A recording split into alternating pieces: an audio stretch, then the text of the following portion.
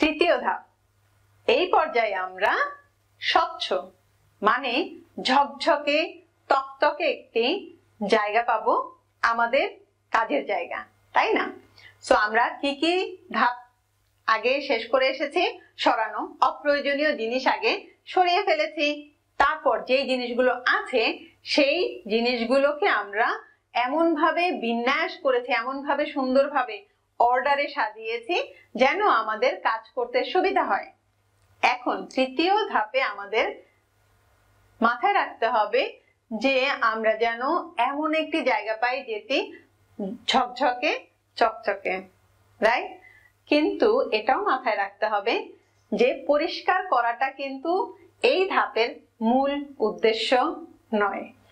মূল উদ্দেশ্য হচ্ছে এমন একটি জায়গা পাওয়া বা এমন একটা সিস্টেম করা যেখানে একটা ভুল হওয়ার আগেই আপনি সেটার ব্যাপারে ব্যবস্থা নিতে পারেন। কিভাবে? আপনি যখন নিজের কাজের জায়গায় পরিষ্কার করছেন তখন কিন্তু আপনি একটা জিনিসকে ধরছেন। ধরেন একটা মেশিন আপনি ধরলেন, মনে হলো যে মেশিনটা তো মনে হচ্ছে আজকে একটু গরম।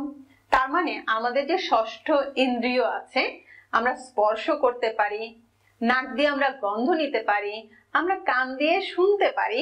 আমাদের ইন্দ্রিয় ব্যবহার করে আমরা চেষ্টা করি যে আমাদের কাজের জায়গায় যে সব জিনিস আছে সেই সমস্ত জিনিস ভুল হওয়ার বা কোনো একটা যান্ত্রিক ত্রুটি হওয়ার আগেই যেন আমরা সেটাকে ধরে সেটার একটা ব্যবস্থা নিতে পারি। এখানে মাথায় রাখতে হবে যে স্বচ্ছতা বা পরিষ্কার করার একটা নিয়মের মধ্যে আমাদের আসতে হবে। 1 নম্বর পয়েন্ট হচ্ছে যার যার কাজের জায়গা তাড়াতাড়ি ক্লিনিং এর দায়িত্ব নিতে হবে। আমরা যেহেতু সবাই একটা পরিবেশ উল্টাপাল্টা করার জন্য দায়ী, অতএব সবারই কিন্তু দায়িত্ব নিতে হবে যার যার জায়গার পরিষ্কার পরিচ্ছন্নতাটা মেনটেন করার। সো যার যার জায়গায় শেষে পরিষ্কার করছি, দেন যার যার জায়গায় শেষে চেষ্টা করছি যে আমার মেশিন, সেই মেশিন ভালো আছে কি খারাপ আছে সেটা বোঝার আমাদের ইন্দ্রিয় দিয়ে, তাই না? আমাদের যেন অভ্যাসে চলে আসে এই ক্লিনিং, সেজন্য আমাদের যেটা করতে হবে প্রতিদিন কোন সময় আমরা সবাই মিলে ক্লিনিং করব নিজেদের জায়গা সেটাও ঠিক করে ফেলা। সাধারণত একটা অর্গানাইজেশনে কিছু পার্টিকুলার টাইম থাকে যে ঠিক সকাল 10টায় অথবা বিকালে, সো দুইটা হয়তো টাইম থাকে যে 5 মিনিটের জন্য যে যে যার যার জায়গা ক্লিন করে ফেলবে। 5 মিনিট সাধারণত লাগে না, 1 মিনিটই যথেষ্ট।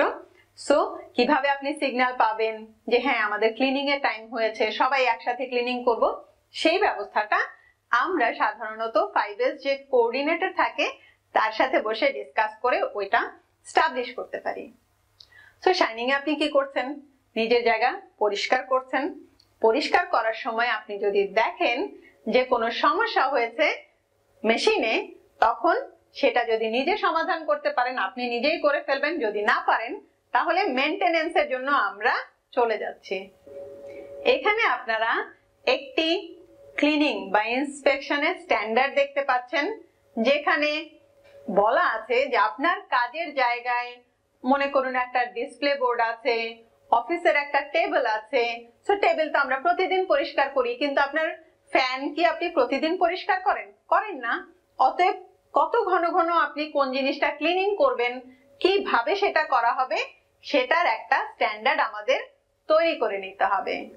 আপনারা কয়েকটা ছবি দেখতে পাচ্ছেন। সো এই ছবি দেখেই কিন্তু বোঝা যাচ্ছে আমরা ক্লিনিংটা সবাই একসাথে করি, তাই না? সো স্বচ্ছ করার জন্য আমাদের কি করতে হচ্ছে, একটা স্ট্যান্ডার্ড ফার্স্টে সেট করে নিতে হবে এবং সেটা প্রয়োজনীয় যে উপকরণ আছে সেগুলোর ব্যবস্থা করতে হবে এবং নিজের কাজে নিজের ঝাঁপিয়ে পড়তে হবে।